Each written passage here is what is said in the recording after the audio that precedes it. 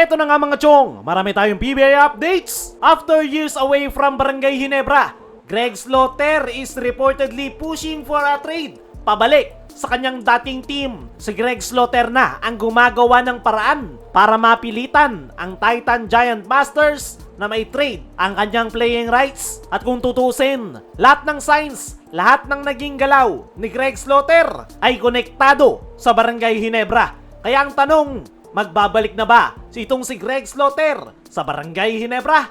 According to multiple sources ng Spin.ph, ay Greg Slaughter is asking for 800,000 a month salary. A number na kaya naman daw bayaran ng Pure Blends franchise.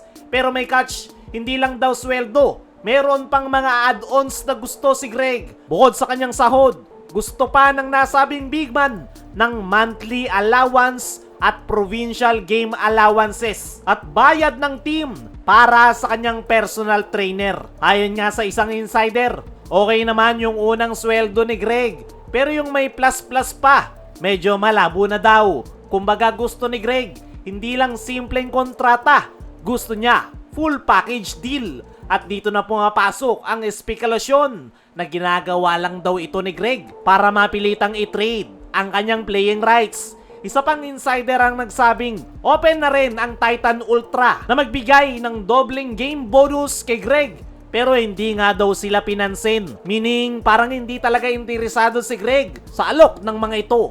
Parang ang gusto niyang mangyari ay may i-trade siya pabalik sa Barangay Ginebra. At kung titignan mo yung mga naging galaw ni Greg nitong mga nakaraang linggo, very obvious talaga. Nakikita siyang dumadalaw sa Ginebra practices, nakipag-meeting pa ito kay Coach Tim Cone. At sa naging opening ceremony ay nakita siyang kasama ng Barangay Ginebra. Kaya very obvious talaga na Ginebra yung gustong balikan nitong si Greg Slaughter. Dahil alam niya nga na nangangailangan si Coach Tim ng isang legitimate big man. Kaya ngayong open ang Titan Giant Risers na i-trade ang playing rights ni Greg Slaughter, ay nakaabang lang ang Barangay Ginebra. Imagine nyo mga chong, Greg Slaughter back in Barangay Ginebra jersey, joining Japet Aguilar. Twin Tower reunion ay paniguradong magiging solid na naman ang kupunan ni Coach Tim dahil isang legit big man na lang talaga yung kailangan nila sa kanilang kupunan. At kung matutuloy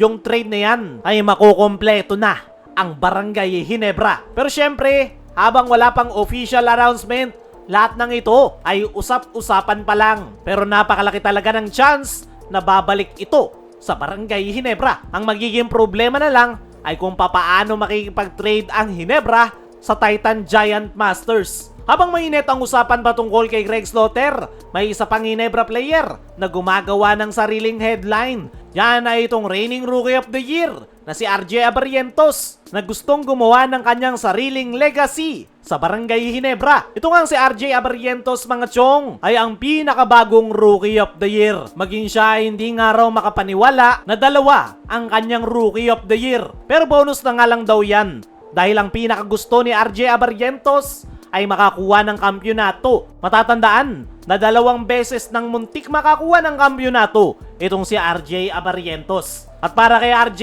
masakit nga raw yung nangyari na yan. Pero naka-move on na nga daw siya at ang focus nga raw nila ngayon ay ang kasalukuyan, which is ang All-Filipino Conference. So ngayon ay kumpiyansa itong si RJ Abarrientos. Isang malaking boost nga raw sa kanyang moral ang Rookie of the Year Award. Kaya naman, mas ganado nga raw itong si RJ Abarrientos ngayong All-Filipino Conference at ibibigay niya nga raw ang lahat para matulungan ang Barangay Ginebra at makuha ang kanyang first championship sa Barangay Ginebra. Aware nga rin daw itong si RJ Abarrientos sa kanyang mga haters na nagsasabing hindi niya deserve ang Rookie of the Year. Para kay RJ ay mas focus siya ngayon kung papaano niya tutulungan ang Barangay Ginebra at gagawin niya nga raw motivation ang lahat, positive man or negative, dahil ang kanyang ultimate goal ay makuha ang kanyang unang kampyonato.